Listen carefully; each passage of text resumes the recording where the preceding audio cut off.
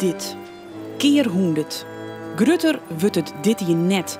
En je naai misschien ik wel net. De stormruiter onder leiding van Jos T. Wat hij aanraakt verandert in goud. Zoals haatrolspeler Jelle de Jong. Nou, je dikke bouwe mat. Ja, zeker.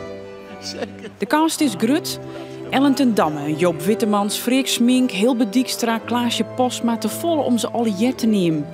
En de haatrollen binnen dus van Jelle de Jong als diegraaf Hauke Haaien en Annemaike Bakker als zijn vrouw. De stormruiter, hoe diekenbouwen, vooruitgang, zien staan, de strijd in de natuur, de leefde. Je herkent erin ambitie, je herkent erin passie voor de paarden. Maar je herkent er ook in dat het allemaal niet zo makkelijk is. Dat je niet zo 1, 2, 3 weet wie nou gelijk heeft dit verhaal. Is dat nou het vooruitgangsdenken van Hauke? Die zegt alle dijken moeten maar hoger en dan worden we gered. Of is dat er wat andere personages zeggen van ja, maar je kunt de natuur toch nooit naar je hand zetten. En eigenlijk speelt dat thema nog altijd. Hoe krijg je ze? Heel actueel. Ja, het is bijzonder actueel. Ga maar eens even na, dan zul je nog verbaasd staan waar we nu eigenlijk ook middenin leven. En dat speelt dus al die jaren. En dat speelde in Noord-Duitsland aan de Waddenkust. En dat speelt een stukje zuidelijker bij ons ook. En daar heeft Theodor Storm, vind ik, een heel menselijk verhaal over geschreven. Dus hij zegt niet zo moet het of zo zit het.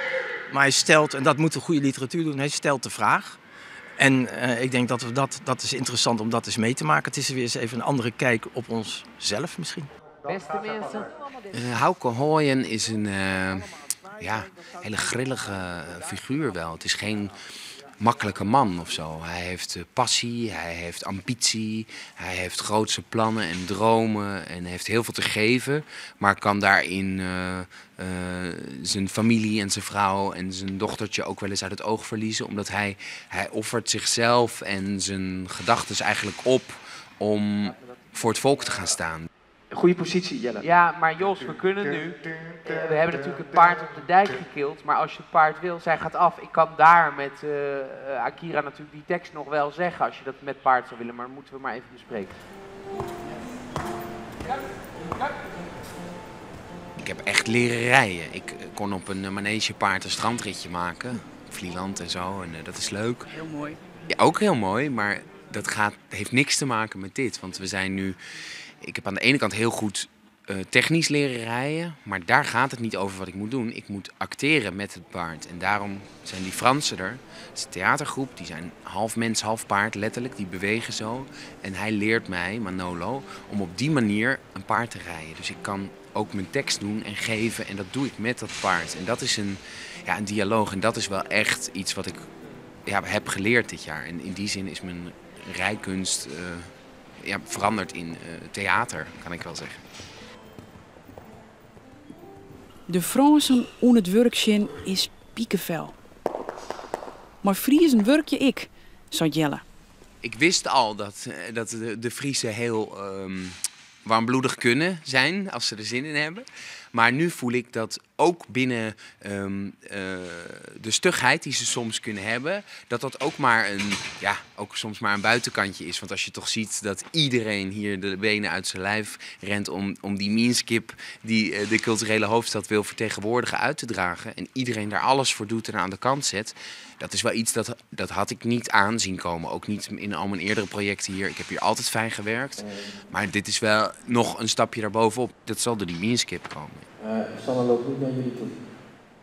Ik, Annemaike, had een heel soort lessen in hinderrieden haan. Ze komt van Leeuwarden, wennet en speelt in Bremen, Duitsland. En zij is dus de vrouw van de diegraaf. Zij wil het Friesk hinder grutmaatje. Ik speel in het begin een liedsvanken. We worden allemaal erwachsener. Erwachsener. We komen er wel. We komen er wel. En dat is heel mooi, want dat is net zo vaak. Dat is dan van heel levensspielenkist op het toneel. Dan vraag ik nu uw aandacht.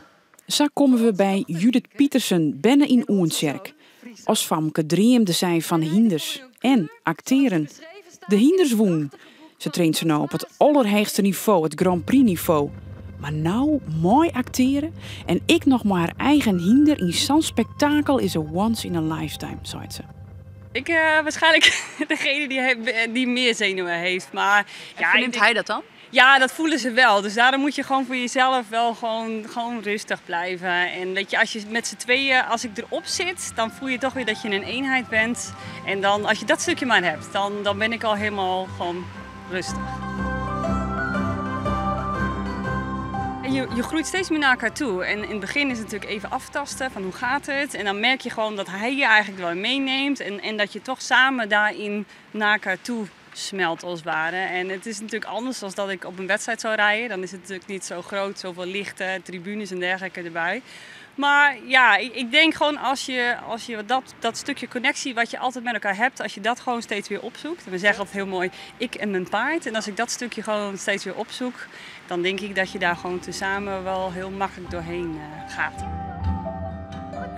Als je zenuwachtig bent, dan voelt het hinderen direct. En ik ken het altijd heel volle wil wij acteren. Ik denk eerst, dat is dan een beetje dat het in de wijs zit. Maar dat is net zo. Het brengt extra volle weer mij en nee. En dat vind ik echt heel mooi. Dus het is alleen nog maar, het wordt er alleen nog maar beter van, denk ik.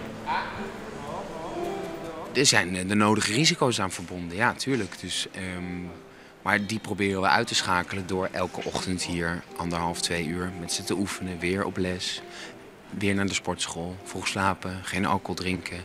Dus dat dit WTC mijn huis is geworden voor 3 maanden, dat helpt enorm om dit avontuur te kunnen doen. Ja. Ik zie een tentie, maar een koffer staan links. Maar ik neem net omdat je slipt, toch?